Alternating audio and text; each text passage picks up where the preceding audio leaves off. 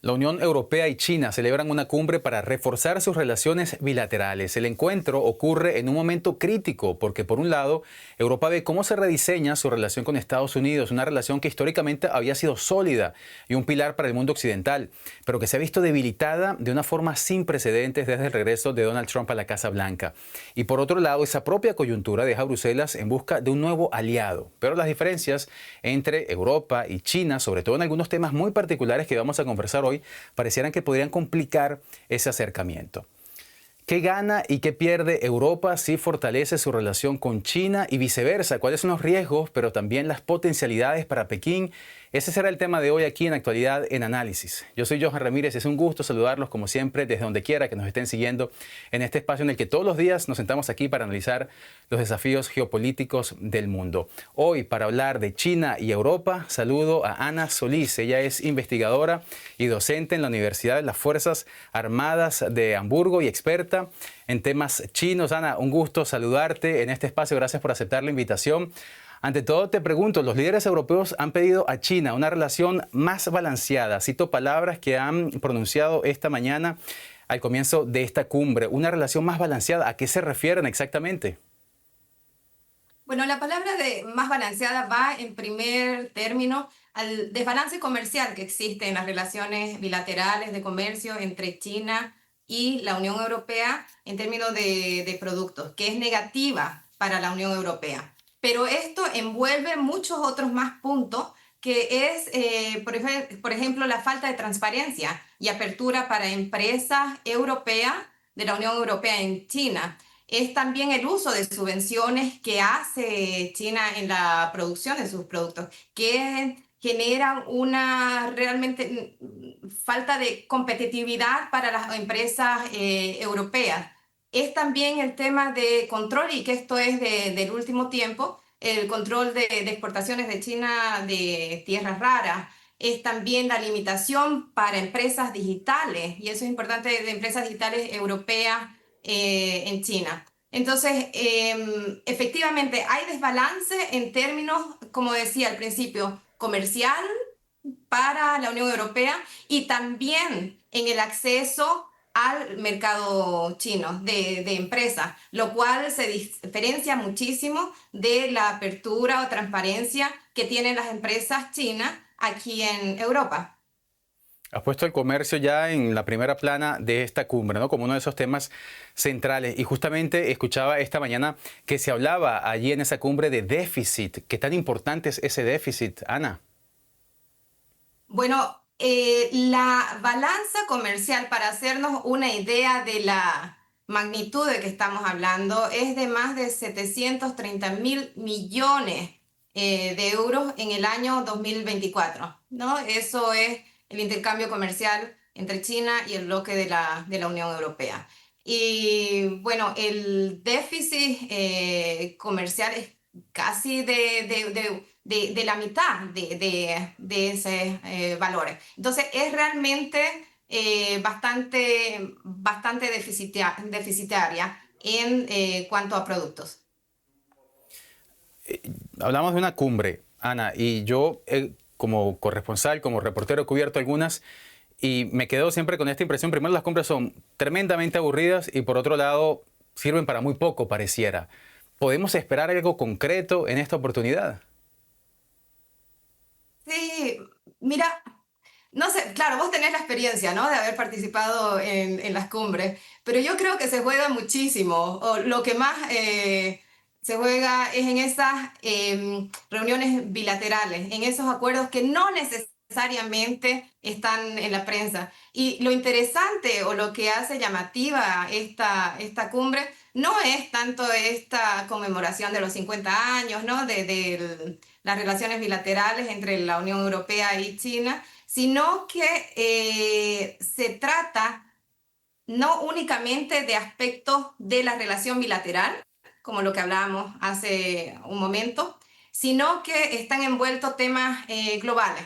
Estamos realmente en un mundo de cambio tremendo, donde vemos conflictos por todas partes, y esto es clave. Yo creo que lo que se vaya a ir decidiendo en esta cumbre no necesariamente lo que vamos a ver publicado, sino que estas conversaciones de persona a persona entre los dos actores va a tener algunas repercusiones o tiene que ver con temas globales.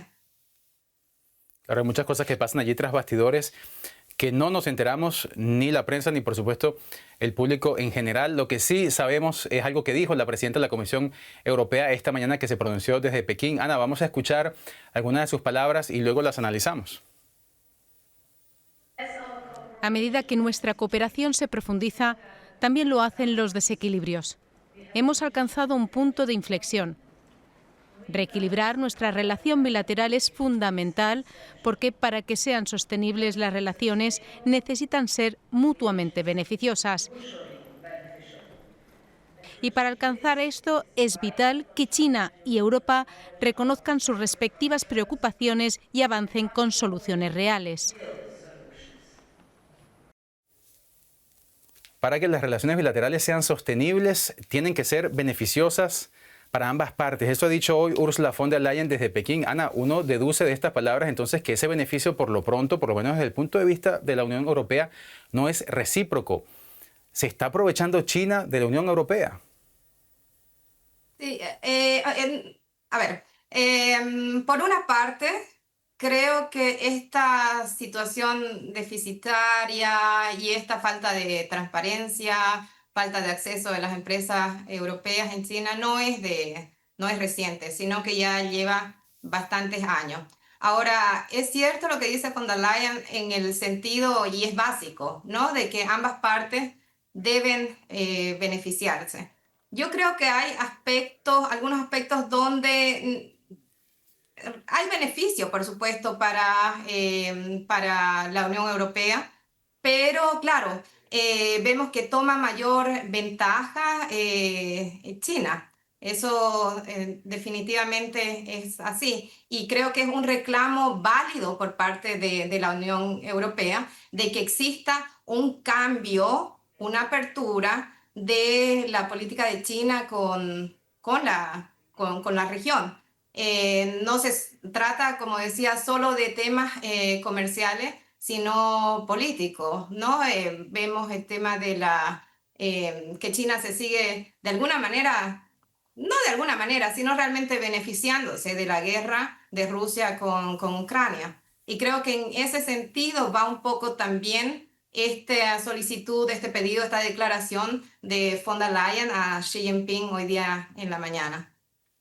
Ahora que mencionas la guerra en Ucrania, Ana, pienso que este encuentro tiene lugar en medio precisamente de unos desafíos globales tremendos y me podría aventurar que son unos desafíos que tal vez no tienen precedente en la historia reciente. Estamos atravesando por varios conflictos mayores en distintas regiones del mundo. Además, asistimos a una ruptura hasta hace poco impensable en el bloque occidental con Estados Unidos defendiendo unos valores que no comparte la Unión Europea. A eso se suma la llamada guerra comercial declarada por Washington incluso contra sus socios históricos. En ese contexto, Ana, ¿cobra más relevancia esta cumbre? ¿Podrían hacer esas transformaciones globales que el bloque europeo termina acercándose a Pekín?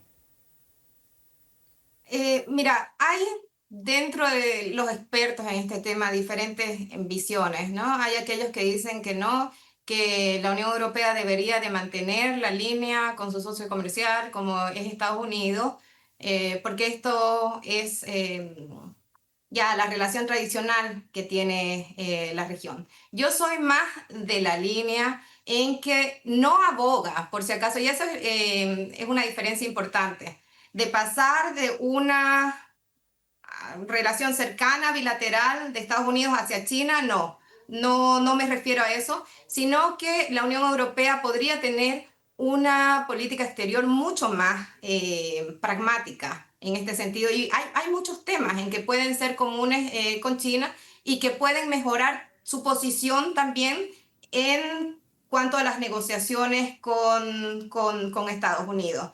Y uno de esos temas es precisamente la guerra con Ucrania. Y por eso no es casualidad, si vos viste hoy día, porque eso lo vi en vivo, el encuentro que mostraban hoy día de la Unión Europea y la Comisión con Xi Jinping, que estaba también Costas, ¿no? El presidente del Consejo Europeo, y estaba también, que eso es importante, Kaja Kallas, que es la representante de Asuntos Exteriores y de Seguridad, que es una persona muy, muy clara, una voz muy clara en la Unión Europea frente a esta guerra con Rusia. Entonces, regresando un poco a la pregunta que me decías, creo que sí, puede la Unión Europea utilizar una política más inteligente en su relación con China. Creo, claro, en la narrativa y también en la práctica a través de la comisión bilateral que tienen en temas de derechos humanos, de seguir abogando por temas de derechos humanos. Pero también ver que el sistema internacional ha cambiado, que estamos en un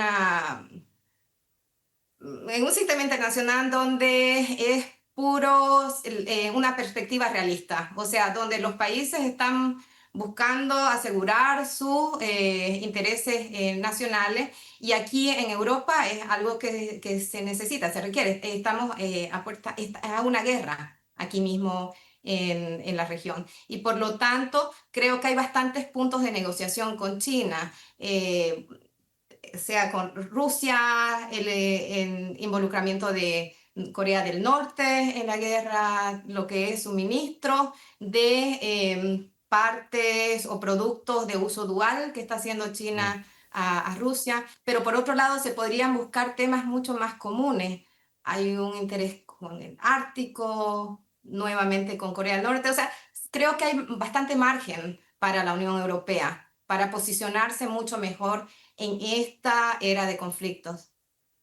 Ya, y en medio de del contexto que antes decíamos de las tensiones globales que hay y de esta llamada guerra comercial, ¿cómo podría China aprovechar precisamente esa suerte de ruptura que hay entre Estados Unidos y la Unión Europea con el impacto sobre todo de los aranceles tan agresivos que ha impuesto Washington al bloque comunitario? Y no sé si usar el verbo aprovechar o explotar, Ana. ¿Cómo puede Pekín explotar esta coyuntura a su favor? Bueno, Beijing yo creo que tiene eh, no se hace, es bastante pragmático en sus relaciones y ya ha dicho, y si te recordás durante la conferencia de seguridad en München, que estuvo el ministro de Relaciones Exteriores, Wang, él dijo claramente, bueno, nosotros queremos dar estabilidad, cierta certidumbre en este mundo de incertidumbre y que estaban dispuestos a abrirse a negociar con la Unión Europea. Entonces ellos sí lo ven como una oportunidad. Lo que creo que también podría aplicar una estrategia mucho más activa también la Unión Europea de utilizar también esta relación con China. ¿Por qué? Porque hay puntos, ¿sabes?, que son comunes, que son muy importantes. Ambos hablan precisamente de un mayor multilateralismo, ¿no? Desde Washington con el gobierno de Trump es como tenés un tablero de ajedrez donde sabes más o menos las reglas, cómo funcionan las piezas y alguien lo ha pateado, ¿no? No tenemos una de las instituciones más icónicas dentro del sistema internacional que ya no está funcionando, que es la Organización Mundial del Comercio, ¿no? No hay un liderazgo en el sistema.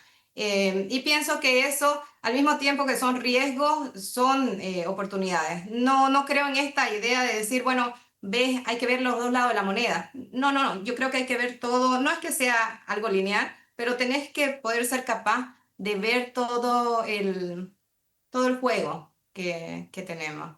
Y en el A ver, caso, y cuando... otro Ujú. punto, creo que aquí sería interesante, es que hay un autor de relaciones internacionales, históricas, que era Kindle Verga, y él decía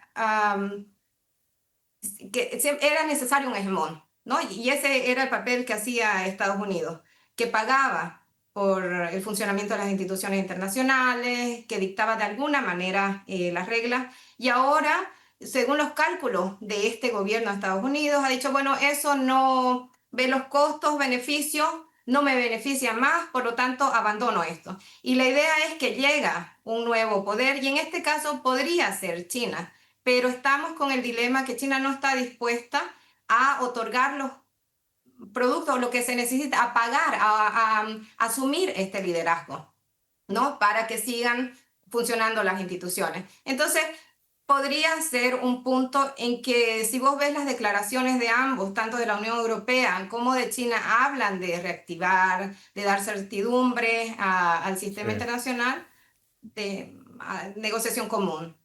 Sí, y en ese sentido, Ana, te pido que escuchemos ahora justamente palabras del presidente chino Xi Jinping pronunciadas justamente hoy al comienzo de esta conferencia, en el que abogaba por poner de lado las diferencias para fortalecer las relaciones entre China y la Unión Europea. Vamos a escucharlo y luego seguimos conversando, Ana. A medida que la situación internacional se torna más compleja y desafiante, China y Europa necesitan fortalecer la comunicación, mejorar la confianza mutua e intensificar la cooperación para contribuir a una mayor estabilidad y seguridad global, por medio de una relación sana y estable entre Europa y China. Ana, tú eres experta en temas chinos. ¿Se puede restablecer la confianza entre Bruselas y Pekín tras décadas precisamente en la que esta relación ha estado llena de desconfianza? Hay temas en los que los desacuerdos parecieran ser insalvables. Derechos humanos, por ejemplo, libertades individuales, Taiwán. ¿Podrían las partes superar esos desencuentros en asuntos tan importantes? Yo creo que donde no va a haber nunca un consenso, pero es importante que se mantengan los canales de comunicación, es el tema de derechos humanos, ¿no? En la región de Xinjiang y el abuso que se hacen de las minorías uigures. O sea, eso no va a haber realmente un punto en común. Pero como te decía, es importante que mantienen comisión bilateral de diálogo al respecto. Pero necesitas, y me parece importante, also tu pregunta, ¿no? De que necesitas cierto grado de confianza. Creo que cierto grado de confianza sí se podría establecer más en el camino sí de encontrar o en base a encontrar estos objetivos comunes. Em, ¿Por qué es necesario? Porque vos mencionabas el tema de Taiwán y creo que desde la Unión Europea es clara la posición de decir, bueno, habría que mantener ahí el status quo, ¿no? Y no esta posición china de que de alguna manera en algún momento van a reunificarse con Taiwán. Esto sí, tal vez la Unión Europea pueda hacer mucho más. No, porque por un lado tenemos un cambio de política de la Unión Europea de mayor presencia en el área Pacífico, ¿no? Del Indo-Pacífico, que está relacionado con este tema de protección a Taiwán. Sí, creo que es necesario, podés utilizar estos mecanismos que son más bien militares, donde vos tenés buques alemanes participando en ejercicios. Eso por un lado, pero es necesario retornar a la diplomacia, o sea, tenés que hacerlo junto con la diplomacia.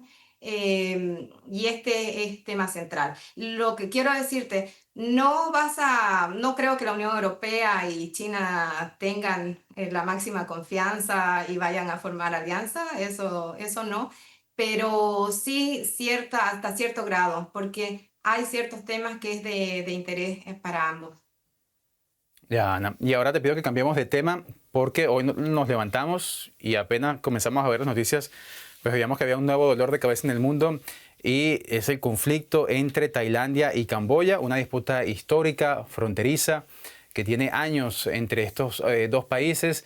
Y esta mañana entonces Tailandia habría bombardeado con F-16 a Camboya. El resultado serían 12 personas al menos, 12 personas muertas y decenas de heridos. ¿Qué podríamos esperar como reacción de la Unión Europea de cara a este nuevo frente de batalla que se abre en Asia? Y también brevemente, Ana, ¿qué podríamos esperar entonces de China en este sentido? Sí, mira, ahora yo no he visto si ha habido, porque estamos hablando de cuestión de los eventos de solamente algunas horas. Entonces, no he visto hasta el momento que estamos haciendo el programa declaraciones oficiales, tanto por parte de la Unión Europea o de China. Pero no me cabe duda que ambos harán declaraciones en el mismo sentido. de que realmente ambas partes deben sentarse en la mesa y negociar.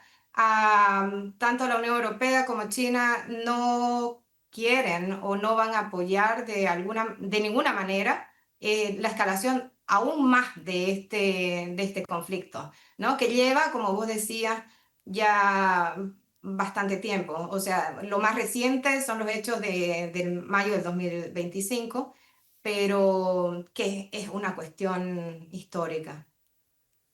Pues desafíos geopolíticos para la Unión Europea en un momento crítico en el que no solamente hay diferencias con Estados Unidos, sino en el que llega a sentarse con China en esta cumbre en la que pretenden reforzar lazos bilaterales. Lo conversamos hoy aquí en Actualidad en Análisis con Ana Solís, investigadora y docente de la Universidad de las Fuerzas Armadas, que nos acompañó desde Hamburgo. Muchísimas gracias, Ana, como siempre, por tu manejo del tema, por tu información, por tu análisis. Y a todos ustedes, donde quiera que nos hayan seguido, muchísimas Gracias gracias. a vos. Siempre es un gusto compartir acá. Claro que sí, Ana. Y a ustedes y a todos ustedes que nos han seguido, muchísimas gracias, como siempre, por su compañía y su confianza. Soy Johan Ramírez, los espero nuevamente mañana aquí para seguir analizando lo que está pasando en el mundo. Hasta entonces.